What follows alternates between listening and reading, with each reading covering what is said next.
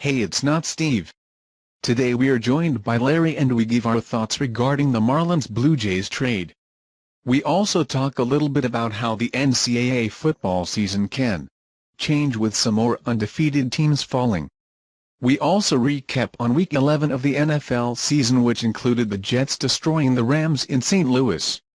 After a very awful game between the Cleveland Browns and the Dallas Cowboys, we talk about what is going on with the Cowboys, as well as talking about the one-sided Monday Night Football game which featured backup quarterbacks. All this more in the November 20th show podcast. Podcast starts right now. David Price, he got the AL Cy Young, and R.A. Dick, he got the NL Cy Young. What are your thoughts about that? It's interesting because I certainly have no problem with either one. Price he's a Yankee killer, and he certainly is deserving, and I'm really happy for Dickey.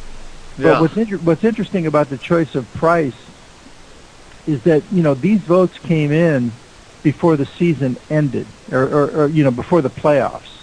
Okay. So the playoffs do not factor into it, and the reason I think that's interesting is because at the end of the season, before the playoffs began, hard not to pick Justin Verlander. I mean, but now, after seeing Verlander in the World Series and the Giants just basically, crushed him. Of course, he had a long layoff, but after the Giants just absolutely crushed him, now the choice of Price looks good.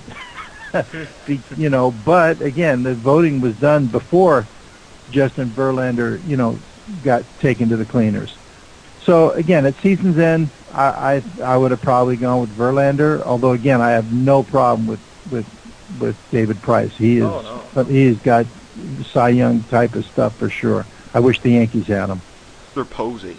Now, he's the first catcher to win it since Johnny Bench of the 1972 Reds. And, of course, Miguel Cabrera, who we mentioned, he beat Mike Trout for the AL MVP. What do you think of these two awards? Well, there's no argument with Cabrera. A guy wins a Triple Crown, first time in 44 years. You can't argue with that, no matter how good Trout played. Trout is going to have his day, and Trout already did, Rookie of the Year, and he's going to be the Rookie of the Year, and he's going to have many other opportunities. As far as Buster Posey, he hit that big grand slam. That was huge. Buster Posey might be, the Giants' most valuable player. I don't like the fact that the way that Posey when he catches and there's a play at the plate, he'll come up in front of the plate to catch the ball. Now he won't block the plate anymore. Of course, he had a just a tragic, or not tragic, but just a crushing injury from blocking the plate, and so now he's been told, we don't want you to block the plate anymore. So he comes up in front of the plate, and he had that big play where they threw a guy out at the plate, and I think it was Fielder. Yeah, Fielder was coming in like a 260-pound guy barreling down on you, and he was up in front of the plate, and he made the swipe tag, and he got him, and they were out, But I used to play catcher, and I'm more of the Mike Scioscia style of catching, where you plant your left foot in front of the plate, pointing straight up the third base line, and he slides right into your shin protector, and that's it. If the guy's going to choose not to slide and he's going to choose to try and knock you over, there's not much you can do about that. That's baseball, and I don't like to see catchers get up in front of the plate and try and do it, catch it and swipe. I don't like that, and that's how Posey plays now, and it is what it is. Posada did the same thing. Once in a while, Posada would block the plate, but he mostly would get in front of the plate. I don't care for that, but Posey is probably the Giants' most valuable player. I know that the Panda Bear, whatever his name is, Paulo Sandoval. Yeah, Sandoval. I know he was phenomenal in the postseason and everything, but really, Buster Posey is their franchise guy. So. Yeah. All right. So you also have the Blue Jays and the Marlins trade. Now, this was very, very interesting how this could have ended up like the Chris Paul trade, just being stopped. That could have happened, and it was verified by the commissioner. He actually made it official yesterday. So now the Blue Jays have acquired Johnson, Reyes, all those players that the Marlins had. What do you think of that trade now being official? How do you think it's going to impact the Marlins now? Well, I'm not even sure of, what did the Marlins get? They got like some minor leaguers, and they got Juno Escobar, they got Henderson Alvarez. I don't even know who these guys are, to be honest. Yeah, well, okay, so obviously they're dumping salary there, but I mean, to me, I don't even consider this a major deal, really. No. To me, I think Jose Reyes is the most overrated player in baseball. I certainly would never want him on my team. If I was, a general manager of a baseball team, or if I was a manager of a baseball team, he could not play for me, period. And I saw way, way, way too much of Jose Reyes in my, 6 years in New York. I'm a Yankee guy, not a Mets guy, but I don't hate the Mets. Yeah. But you get plenty of, chance to see the Mets when you're in New York. Yeah. All the games are televised, and he's just a hot dog. He's all show. Now, can he play? Yeah, he can play. Oh, yeah. But, give me a guy like Derek Jeter who runs out every ground ball, runs out every pop fly, hustles all the time, never tries to show people up, not a showboat, as opposed to, a guy like Reyes. He gets a hit, and he's kind of like an NFL guy who gets a first down and has to jump up and point and celebrate just because he got a first down. It's the same thing with Reyes. He's nothing but a hot dog. He's not a team player the way I see it. He's not a good clubhouse guy, and he went to Florida. He went to Miami, and it was supposed to be a new life for him. And here he's going to be, a new Jose Reyes, and it's really just the same old hot dog. And he can't make it work there. Now he's traded again. And what is Jose Reyes going to really be like in Toronto? Okay, in Toronto, he's going to get, basically sick and tired of being on a team that's really not a contender. Although Toronto has put together contending teams, and they can win. They can win. Of course, I understand that. But the East is going to be tough again. Baltimore is here to stay now. Tampa Bay is coming back. The Yankees are coming back, and the Red Sox won't be down long. It's a tough division. If they, get down like 500 or below and they're out of the race, people don't show up there to the games. It becomes like a wasteland for baseball and a wasteland for baseball players. This guy is going to be completely unmanageable. He's going to be disinterested. They got a big headache on their hands with him. As far as Mark Burley, Mark Burley at one time was an outstanding left-hand pitcher, and maybe he can be that again, okay? Maybe he could be that again, but it might be, chasing a guy who may be past it. I don't know. So I don't know if the Blue Jays are going to really be happy about this deal. Check back with the Blue Jays in about 1 year and find out if they're happy with Jose Reyes. This guy is a bag of trouble anywhere he goes. I wouldn't touch him with a 10-foot pole, man. Yeah, I don't think he was the best player they acquired. I think probably the best player they acquired was... It's hard to explain. It's hard to explain the best player they acquired, the Blue Jays did.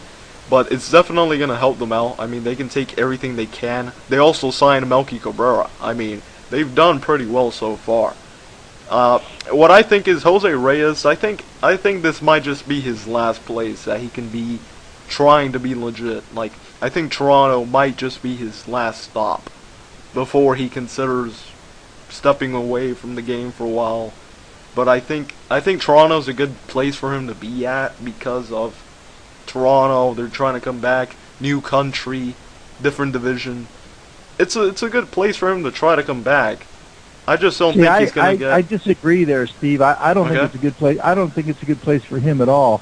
Okay. A guy like him that's really a problem child is better off with a team full of veterans that's going to, where he can't screw up. He can't. Yeah. He can't. Now, he's going to be there. He's going to be like a fox in the hen house, man. No one's going to be able to control this guy. He's not going to have the discipline there. It's like a player that might be a troubled player going to the Boston Celtics, okay? You're not going to pull your crap with the Boston Celtics, or you're going to be out on your ear, okay? Yeah, Rivers is not going to allow it. It's a troubled guy going to the New York Yankees. You're not going to, all of a sudden, you're going to, whip into shape. Look at all the troubled guys, for example, that have gone, with maybe questionable pasts that have gone to the New England Patriots. But yet, once they get to the Patriots, all of a sudden they become outstanding citizens, okay? Yeah. Because the Patriots are, they're like the top brand in football, and no one's going to mess up that franchise. So I think for a guy like Reyes, it would be better to be with a team that's in contention, for a title with veterans all around him, where he can't pull his crap, and they'll keep him in line. Believe me, if Jose Reyes tried any of that crap with the Yankees, Derek Jeter would have him in line so fast his head would spin. Or in the days when Jorge Posada was there, Posada would check this kid in a minute. I mean, they did that with Jabba Chamberlain. I mean, and Jabba is a great guy. I mean, he's not the greatest pitcher anymore, but he's a good teammate. He's all team. But the Yankees didn't like the way Jabba would, after he struck a guy out, would get too over emotional on the mound. And the Yankees said, "Hey, knock that crap off. Be a professional, okay?" Yeah. And and it's the same thing with Reyes. But he goes to a place like Toronto. Man, it's not a good place for him. But okay, we'll see. I think I think this is not his last team. He'll go to another team. Yeah. Now you also had the Patriots, 59 points. That was unbelievable. 59 points, which actually ties for the most in a game in franchise history. And Tom Brady actually now tied sixth most with Dan Fouts, I think is his name. Yeah, with 51 career 300-yard passing games. Wow, Tom Brady's really impressive. Well, he's really impressive. Also, too, back when Dan Fouts was doing it, it was a pretty much opened up passing league back then, but it's really an opened up passing league now. 300-yard passing games now are not nearly as impressive as what 300-yard passing games were back in the 70s. Back then, if you threw for 300 yards, that was a great game. Nowadays, if you throw for 400 yards, it's a great game. 300 yards is almost expected nowadays. So it's not what it used to be, so it doesn't surprise me that, you're seeing some of these records go down now. It's a different league. I mean, guys, the coverage, you can't touch a guy anymore. You used to be able to be physical with receivers. Now if you just breathe on them, it's a flag, so they do that to just, protect, they're trying to protect the receivers, but at the same time, they're trying to open up the passing game for the fans, for excitement. And so they make it, all the rules favor the offense now. It's a different game now than when Fouts did it. So it's just not as impressive as it sounds. But Tom Brady is great. And this game, didn't really surprise me. I thought Luck would play well, but I felt there was no chance they could beat New England in New England. And Indianapolis was due for a letdown. I mean, they've been emotionally spent for the last several weeks. And once this game probably started going south for them, the air just went out of the balloon. And it's a real shame for New England that on the 59th point, on the extra point, they lost Gronkowski on a broken arm, blocking on an extra point. That was the 59th point in the game. Absolute meaningless snap, and he breaks his arm, and he's out for the next 6 weeks. And he's a MVP type of player. Oh yeah, he's a pretty fierce guy. So yeah, they lost him for weeks, and that really is bad for them. I mean, it's bad for them, but it's not going to be the end of the world for them. They're still going to be dynamic and everything. But that's just awful that it still happened, you know. So, but just impressive. I mean, the Patriots' offense is there. They do have an impressive offense. It's just that the Colts. I mean, I did expect the Andrew Luck to perform very well. I actually wouldn't have been surprised if they won the game. Why not? I would have been shocked. I would have been shocked if they won the game. And I think I said as much last week when we were doing our show. Yeah, but we can see it happening. I mean, Andrew Luck, Patriots defense, it can happen. But no, anything can happen. But I don't think you're really grasping what it is to play New England in New England. Mm-hmm. Okay, to beat New England in New England, you're going to have to be one of the elite powers in the NFL.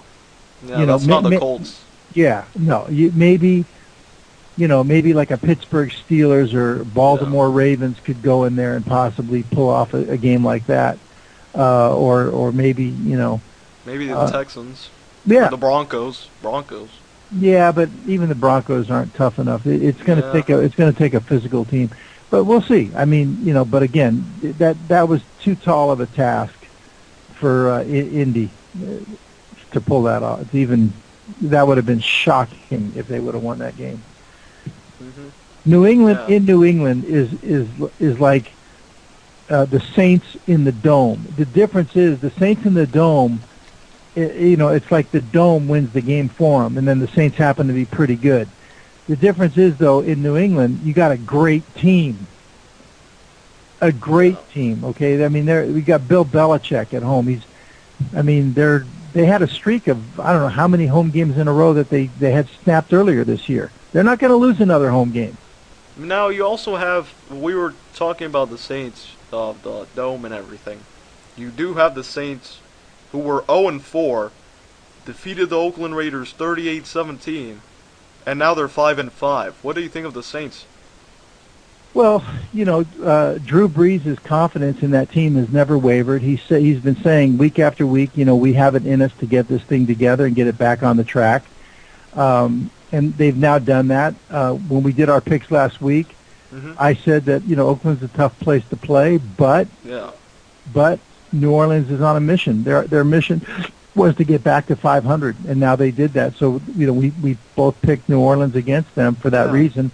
Now they've reached 500, and now they believe they have a chance to make a playoff run. And I don't think any team has ever started 0. Were they 0-4? Yeah, they were. Yeah, I don't think any team has ever started 0-4 and made the playoffs.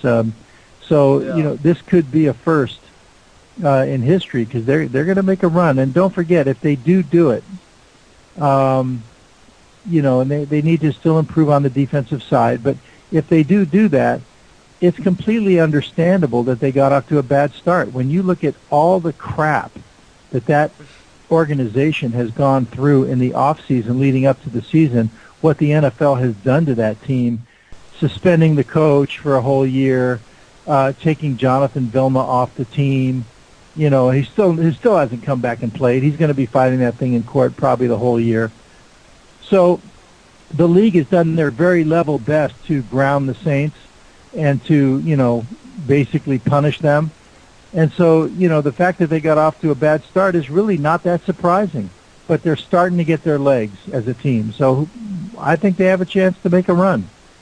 Well, the Jets, the Jets came up with their win in St. Louis and everything. I had picked the Rams. And I'm almost sorry that the Jets won, even though I'm a Jets fan, because for me, it's what I call fool's gold. In typical Rex Ryan fashion, they win a game against a team that basically is, I know they have Jeff Fisher as their coach. I'm a huge Jeff Fisher fan. But, so they win a game against an inferior team. And, a prudent coach or a prudent approach to this game afterwards would be, well, it's one game. Now we got to get ready for New England, and, that's it. But no, Rex Ryan cannot miss a chance to, start pounding on his chest again about we were right, and this proves we were right, and we just stayed the course, and like all things are now fixed, all things are solved because they had a nice, easy win. Well, to me, it's fool's gold. They beat a crappy team. Okay, Yeah. period. They played it like it was their Super Bowl against a crappy team, and they won. The Jets are going to get crushed by New England on Thanksgiving night. They're going to get crushed. Okay. More or less than the Colts. Well, probably not as much as the Colts. I think Okay. the Colts, the thing fell apart for them. Again, they had spent all their emotions for the last several weeks, the Colts have, with this whole coach thing. And once the game started going south, it was like the air was let out of the balloon. I don't think they'll get crushed, give up 59 points. But it won't surprise me if the Patriots score in the 40s. It won't surprise me at all. And if they get in the 50s, I won't be surprised either. I think the Jets are going to get crushed because the Jets now are all believing that we have all of our issues solved, we have all of our problems solved. One of the things that they appeared to have done is they've really changed their weapons. They've changed who's playing at the skill positions. Powell got a lot of snaps at running back, and they brought in another receiver who, so all of a sudden they're changing all the skill positions around Sanchez, and they were weak in those positions, and I don't know what took them so long, but this was fool's gold for the Jets to beat the Rams, and they're going to now come up against a real team, and I think they're going to get crushed. It would have been better off for the Jets if they would have lost to the Rams, and then they would have been 3-7, and then the season was over, and then they could have gone into the Patriots game with no pressure whatsoever, not even dreaming of or sniffing the playoffs at this point at 3-7, and then maybe hand it over to Tebow and play very carefree ball. They might have been able to give the Patriots a run for their money in that kind of a scenario. But now, where the game actually means something to the Jets, they're going to get killed. They're going to get killed. That's my opinion. If the Jets pull a surprise and happen to win, well, I'll be happy because at my core, that's my team. But I just don't like what I've seen out of this team all year long, and one game does not make a season. And the Jets are acting like their season is now back on track. One game doesn't prove anything.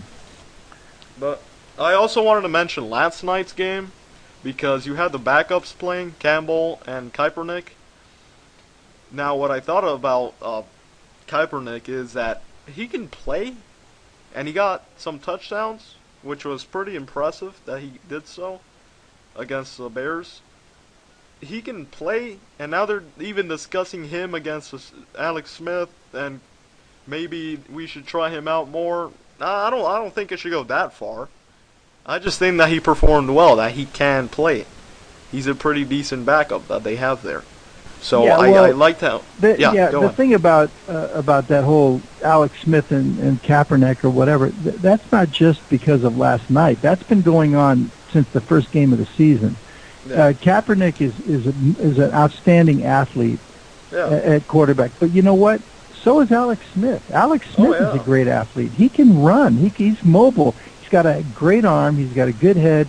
So you do have some diverse opinions between the two, but the only opinion that matters is obviously Jim Harbaugh, and Harbaugh has repeatedly backed up Alex Smith, and Alex Smith I think is an underrated starting quarterback in the NFL, and they're fortunate that they have a great athlete backing him up, and so it may be a controversy to the media, and there are people that want to hang on to this thought that Alex Smith can't be an NFL quarterback because of the way he started his NFL career. Not everybody comes in their first year and is immediately strikes gold like Andrew Luck. It's taken Alex Smith, a little while to catch on. But Alex Smith was a great quarterback in college. That's why he was picked so high. And now he has a coach that believes in him. Alex Smith had 3 or 4 coaches in the NFL. So he's now got a system that he's comfortable in. And last year they got within a game of the Super Bowl. So, you know what? Alex Smith is going to be the guy there. And, if he has one, he had a bad game earlier this year and everybody wanted to get rid of him immediately and get Kaepernick in there. And then immediately Alex Smith bounced back with a great game. So he's going to be fine. And, I don't think last night's game should be any reflection whatsoever on Jason Campbell at all. Jason Campbell, he can play. I've seen him play. He's definitely not the starter. He's the backup. Cutler's the starter there. But even with Cutler last night, I had the 49ers. I think you did too. Yeah. 49ers are a power. They're at home. And did you see that pass rush? My God. It's a good thing. It's a good thing that Cutler didn't play, because Cutler didn't need to get 5 more concussions in one game. It's a shame that Campbell had to witness all that pass rush, though. It's a shame. Yeah, that's why I say last night's game to me is no reflection on Jason Campbell at all. The problem of the Bears, offensive line protecting the quarterback reared its ugly head once again, and that was an issue last year, when Mike Martz was the coordinator there. But the offensive line, and it looked like they had started to get that problem solved. But I don't know if it's still a problem, or the 49ers pass rush. They have the best pass rush in football, period. Better than the New York Giants, better than anybody. Their pass rush is incredible. Yep. Definitely. I mean, we just picked the 49ers because they just have a very well-rounded team. No they question. Really do. Absolutely. And again, if Cutler would have played, I don't see the results being any different.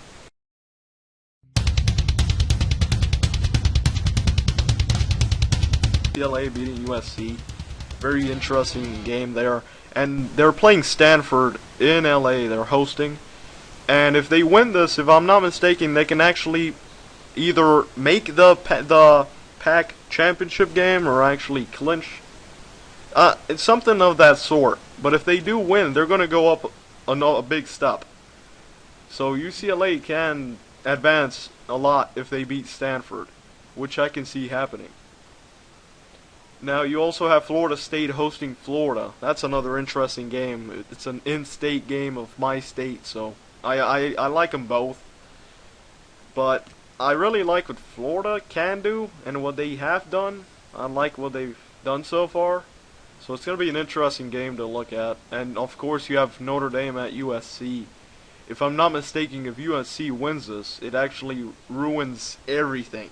Like, Oregon could have a shot at making the title again. Georgia can make the title game as well.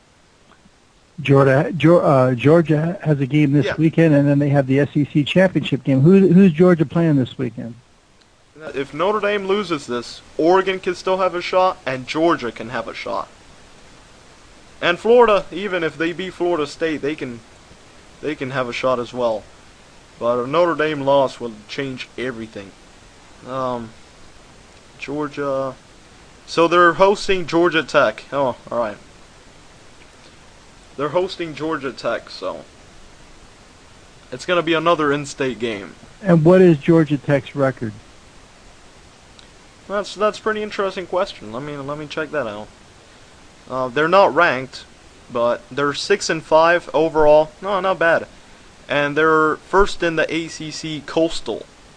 All right, then it's a dangerous game then for Georgia. They must win this game. Obviously, if they want to keep their hopes alive, this is critical for them. And Georgia has had a history of kind of blowing the easy ones. So because Georgia Tech is actually third overall in rushing yards. Interesting. Well, if Georgia wins this game, then it's going to be, the SEC championship game between Alabama and Georgia is going to be huge. Yeah, Georgia Tech has a 3-game winning streak right now. They beat Maryland, UNC, and Duke. So, they're looking rather dangerous. You can see that game being a close one. Sure. So they really have to win this. They really do. They really have to win this and hope that Notre Dame struggles. So it's pretty much their goal this week. I would really like to see Georgia getting far. I like their team. I really do. So let's hope that everything goes in their way so they can make it into the big deal, into the big games. Okay. So, all right, that's pretty much all the college that I heard. That's probably not as much that Ed would have mentioned, but that's pretty much what happened and what can happen. All right. So we'll see. It's the SB Show podcast on SPS Radio on YouTube. It's the SB Show. Thanks for listening, and we are at SPS Radio on YouTube. It's the SB Show.